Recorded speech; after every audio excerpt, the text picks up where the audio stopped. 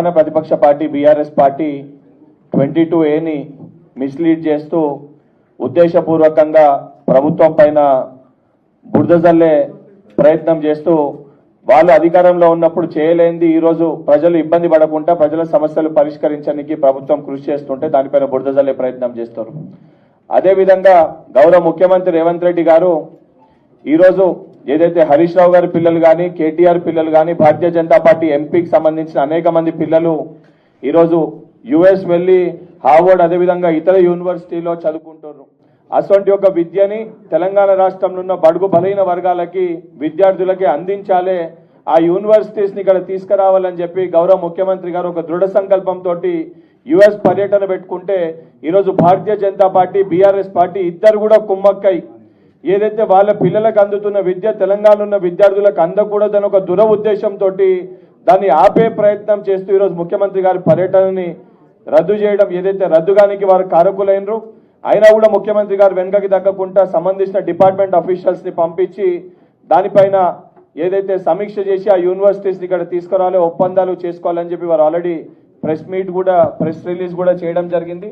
దానితో పాటు పాలిటెక్నిక్ విద్యార్థులను కూడా మిస్లీడ్ చేయడానికి పాలిటెక్నిక్ స్టూడెంట్స్ ని కూడా లాటరల్ ఎంట్రీ వాళ్ళకు ఉన్నప్పటికీ కూడా విద్యార్థులను రెచ్చగొట్టి స్కిల్ వాళ్ళకు అందకూడదని చెప్పి బీఆర్ఎస్ బీజేపీ ఇద్దరు కూడా కుట్రపూరితంగా కాంగ్రెస్ ప్రభుత్వాన్ని బద్నాం చేసే ఒక ప్రయత్నం చేస్తున్నారు.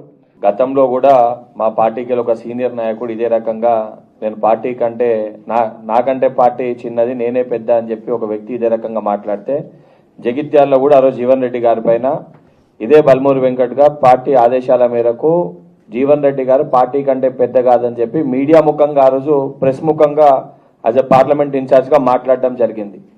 పార్టీలో కులాలు మతాలు సరే రాజకీయంగా ఏదున్నా కూడా మేమంతా కూడా కాంగ్రెస్ పార్టీ కార్యకర్తలం. పార్టీ వేదిక పైన వచ్చినప్పుడు కూడా మేమంతా కూడా ఈరోజు యాజ్ ఎ సెక్యులర్ పార్టీగా అన్ని కులాల వారం ఇక్కడ ఉన్నాం. అన్నదమ్ముల లెక్క కుటుంబ సభ్యుల లెక్క కలిసిమెలిసి ఉన్నాము.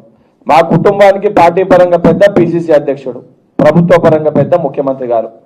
వ్యక్తిగతంగా వాళ్ళతో ఏదైనా భేద అభిప్రాయాలు ఉంటే పార్టీ అధిష్టానానికి ఫిర్యాదు చేయాలి తప్ప ఇంత పెద్ద కుటుంబము లక్షలాది మంది కార్యకర్తల్ని నష్టం చేకూర్చే విధంగా మేము పార్టీ కంటే పెద్ద మా వల్లనే పార్టీ గుర్తుపైన అభ్యర్థులు గెలిచిర్రని చెప్పి ఏదైతే వ్యాఖ్యలు మాట్లాడుతున్నారో దాన్ని తీవ్రంగా ఖండిస్తున్నాము. అండ్ 100% అందరు కూడా పార్టీకి విధేయుల లెక్క ఉండాల్సిందే, పార్టీకి నిబద్ధ గల కార్యకర్తల లెక్క ఉండాల్సిందే. నిజంగా పార్టీ కంటే మేము పెద్ద అని ఎవరైనా భావిస్తే పార్టీ ఇడిచిపెట్టి బయటికి వెళ్ళి ఇండిపెండెంట్ గా నిలబడితే పార్టీ పెద్దనా వారి పెద్దనా ప్రజలే నిర్ణయిస్తారు.